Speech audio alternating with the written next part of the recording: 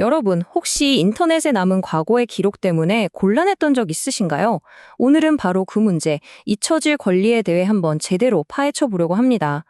한번 온라인에 올라가면 영원히 남는다는 디지털 세상에서 과연 우리는 과거로부터 자유로워질 수 있을까요? 자, 지금부터 그 복잡한 이야기 속으로 한번 들어가 보시죠. 이 문장, 정말 지금 우리 상황을 너무나 정확하게 보여주지 않나요?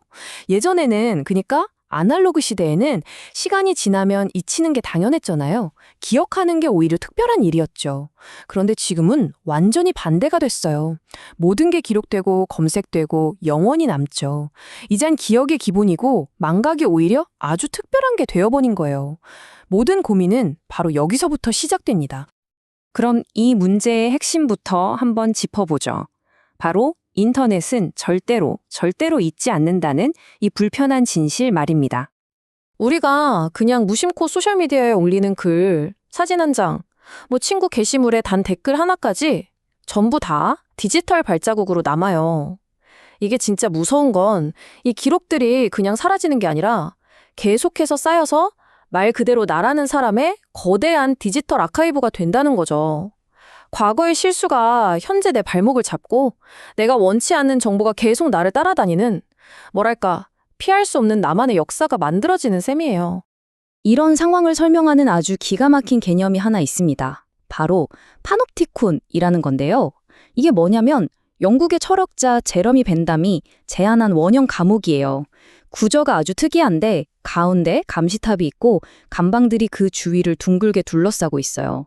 그래서 감시자는 모든 죄수를 볼 수 있는데 죄수들은 자기가 지금 감시를 당하고 있는지 아닌지 전혀 알 수가 없는 거죠. 네, 바로 그겁니다. 제러미 벤담이 경고했던 그 완벽한 감시 시스템, 파놉티콘이 바로 이 디지털 기술로 완성되고 있다는 거예요. 누가, 언제, 나의 어떤 과거 데이터를 보고 있을지 전혀 알 수 없는 상황. 결국 우리는 모두 이 디지털 파놉티콘 안에서 살고 있는 거나 마찬가지인 거죠. 항상 과거의 나에게 감시당하는 느낌이랄까요? 그렇다면 이 영원한 디지털 감옥에서 우리가 벗어날 방법은 정말 없는 걸까요? 그래서 나온 해결책이 바로 오늘 우리가 이야기하는 잊혀질 권리입니다. 잊혀질 권리라고 하면 그냥 삭제 버튼 같은 걸 생각하기 쉬운데 사실 그것보다 훨씬 더 복잡한 개념이에요.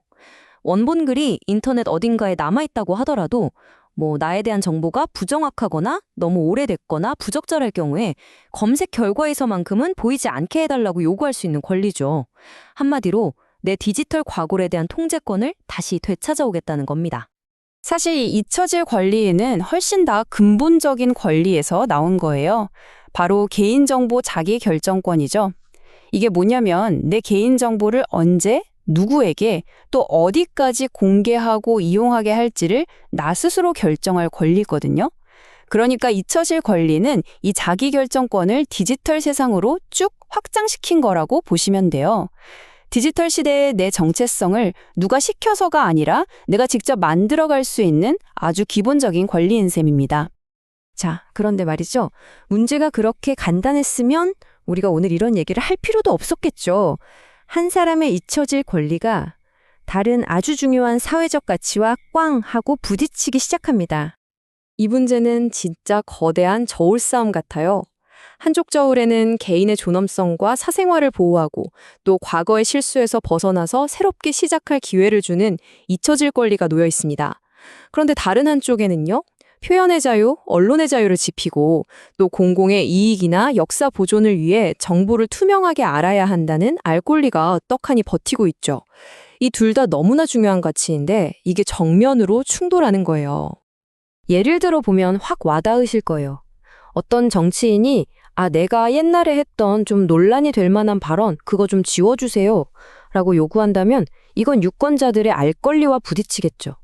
또 과거에 범죄를 저질렀지만 지금은 착실하게 사는 사람이 내 전과 기록이 검색되지 않게 해주세요 라고 한다면 이건 또 지역사회의 안전을 위한 공공의 알 권리와 충돌할 수 있습니다. 이렇게 개인의 잊고 싶은 과거와 사회가 기억해야 할 필요가 정면으로 맞붙는 순간들이 계속 생기는 겁니다. 자, 그럼 여기서 이런 질문을 안 할 수가 없네요. 과연 과거를 지울 수 있는 우리의 권리가 아무런 제한 없이 그냥 절대적으로 보장되어야만 하는 걸까요? 혹시 망각하는 게 오히려 더 위험한 경우는 없을까요? 자, 그럼 여기서 이야기를 한번 확 비틀어 보겠습니다. 때로는 완벽한 기억이 정말 중요해서 망각이라는 게 아예 선택지에 없어야 하는 그런 영역도 분명히 존재하거든요. 어떤 경우엔 망각이 재앙을 부르기도 합니다. 지금 보시는 이 복잡한 표, 이게 뭐냐면요. 미국 도로교통안전국에서 교통사고 데이터를 분석하는 항목들이에요. 도로 상태, 날씨, 운전자 나이, 음주 여부, 정말 사고 직전의 모든 상황을 엄청나게 세밀하게 기록합니다. 왜 이렇게까지 할까요? 바로 이 완벽한 기억을 통해서 실패로부터 배우고 다시는 같은 사고가 일어나지 않도록 더 안전한 시스템을 만들기 위해서입니다. 맞습니다. 공공안전, 의료, 항공 같은 분야에서는요. 데이터를 완벽하게 기록하는 것, 즉 완벽한 기억이 사생활 침해나 버그가 아니에요. 오히려 시스템을 개선하고 사람의 생명을 구하는 가장 중요한 핵심 기능인 거죠.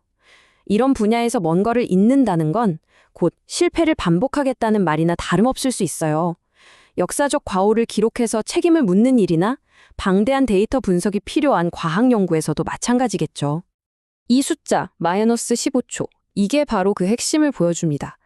자동차에 있는 사고 기록 장치, 그러니까 블랙박스 같은 건데요. 이게 충돌하기 직전 딱 15초 동안의 속도나 브레이크 작동 여부 같은 데이터를 완벽하게 기억해요. 바로 이 짧은 순간의 완벽한 기억 덕분에 우리는 사고 원인을 정확히 찾아내고 그걸 바탕으로 훨씬 더 안전한 자동차를 만들 수 있게 되는 겁니다. 자, 이제 우리는 양쪽의 이야기를 모두 들어봤습니다. 새롭게 시작하고 싶은 개인의 권리, 그리고 모든 것을 기억해야만 하는 사회의 필요. 그럼 마지막 질문으로 넘어가 보죠. 이 둘 사이의 균형을 어떻게 잡아야 할지, 그리고 그 중요한 선은 대체 누가 그어야 하는 걸까요? 이 문제가 이렇게나 어려운 건 결국 이 딜레마 때문이에요. 우리 한 사람 한 사람으로서는 과거의 굴레에서 벗어나서 정말 깨끗한 백지선체에서 다시 시작하고 싶은 인간적인 욕구가 있잖아요. 하지만 동시에 우리 사회는 실패에서 배우고 안전을 지키고 역사를 보존하기 위해서 완전한 기록을 필요로 합니다. 이 두 가지 모두 너무나 정당한 요구라는 거죠. 우리의 디지털 세상은 기본적으로 모든 것을 기억하도록 설계되어 있습니다. 그렇다면 이 세상에서 우리가 무엇을 잊고 또 무엇을 기억해야 할지 그 최종적인 결정은 과연 누가 내려야 할까요? 구글 같은 거대 IT 기업일까요? 아니면 정부일까요? 혹은 법원일까요? 이 질문에 대한 정답을 찾는 여정은 사실 이제 막 시작됐습니다. 여러분의 생각은 어떠신가요?